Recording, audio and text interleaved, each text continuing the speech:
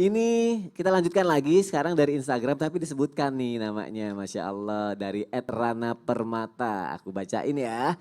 Assalamualaikum Ustadz dan Ustazah. Saya ingin bertanya, kenapa ya Allah selalu mempertemukan saya dengan laki-laki yang genit? Saya jadi takut sendiri. Apa itu artinya Allah menguji saya? Saya juga belum menikah. Wah, ini gimana nih? Apakah salah satu bentuk ujian bagi para wanita nih yang belum menikah tapi didekatin sama laki-laki yang sudah beristri? Sumpah bukan saya orangnya Ustadz. Saya cuma bacain doang ya di sini ya. Bukan saya orangnya ya. Aduh, berat banget. Ujiannya seperti ini ya. Didekatinnya bukan sama yang single nih, tapi sama yang udah beristri. Ini harus bagaimana nih Ustadz ya? Mohon penjelasannya Ustadz, silakan. Bismillahirrahmanirrahim. Tabik guruku Ustadz Maulana, Mas Soni dan guru-guru kami yang sedang menyaksikan Islam itu indah, termasuk penanya yang mulia tadi. Apakah salah satu bentuk ujian bagi seorang wanita itu adalah didekati oleh seorang laki-laki yang genit gitu ya, atau laki-laki mata keranjang tadi Mata sebutnya. keranjang ya.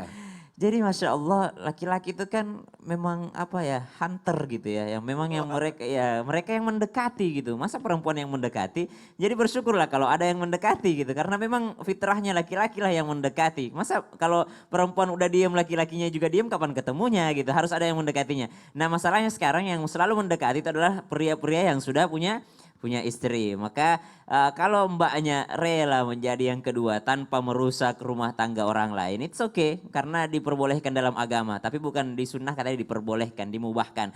Tapi kalau mbaknya nggak mau ya tolak aja secara langsung gitu. Tolak, saya tidak mau menjadi istri kedua, saya tidak mau menjadi perusak rumah tangga orang, maka itu juga lebih baik untuk mbaknya. Kemudian apabila yang terjadi ini adalah sesuatu yang memang di luar kuasa mbaknya, maka itulah ujian dari Allah Subhanahu wa Ta'ala. Apakah mbaknya akan kuat untuk menahan, untuk tidak merusak rumah tangga orang lain, atau mbaknya malah yang namanya terbujuk untuk yang namanya melakukan menjadi istri kedua atau istri ketiga atau istri keempat dengan merusak rumah tangga orang lain. Itu ujian bagi si mbaknya. Kita kan akan selalu ada ujian-ujian ini. Alladzi yuwaswisu fi sudurin nas minal jinnati wan nas, daripada jin dan manusia. Setan itu bentuknya banyak. Ada setan dalam bentuk jin, ada setan dalam bentuk manusia. Setan dalam bentuk manusia dengan segala macam godaan, rayuan, gombalnya si mata keranjang tadi. Tapi jikalau itu adalah menuju sesuatu yang halal, insya Allah itu lebih baik. Karena nggak mungkin dua-duanya diem. Yang perempuan diem, laki-lakinya juga diem. Harus ada yang lebih aktif sebelumnya. Namun dijagalah batas-batas yang memang ditetapkan oleh syariat. Ini yang boleh dilakukan ketika ta'aruf, ini yang fase-fasenya, kemudian bisa ketemunya kapan gitu, kemudian kapan waktunya, selang waktunya supaya bisa sampai yang langsung yang namanya akad untuk yang namanya menghalalkan diri. Semua manusia pasti akan diuji. Wa nabluukum bisyarri wal khairi fitnah. Jadi setelah kita hidup pasti ujian itu akan datang. Apa ujian itu? Bisyarri wal khair. Sesuatu yang tidak kau sukai, tidak kau senangi, bisyarri. Tapi bisa saja sesuatu yang kau senangi diuji dengan sesuatu yang kita senangi. Digodanya sama cowok-cowok genit. Tapi ganteng juga sih. Ya. Nah, itu kan sesuatu yang dia sukai. Ya. Ya, tapi mau gimana ya? Kan poligami halal gitu kan. Gak apa-apa lah ya.